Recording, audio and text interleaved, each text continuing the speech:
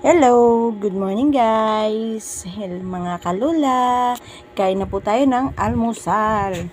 Kanin, paksiw ng isda na may sitaw at saka sigarilyas, pritong isda na may pritong okra at saka talong, at saka ginamos na may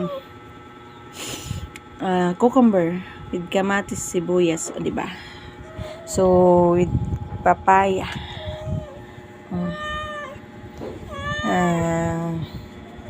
So, dito tayo ngayon sa bukid. Abay, ganito lang yung lagay natin kasi walang lagayan. Tsaka, kain na po tayo kasi gutom na. Diba guys? So, hindi pa kumakain dyan. Tara, kain na po tayo. Kain with papaya. Diba? Nagugutom na talaga ako, guys. So, ito palang ulam na, oh. Yan ang favorite ko. Masarap po yan. At saka with may sausawan. So, kain. Let's eat. Bye, guys. Kain na tayo.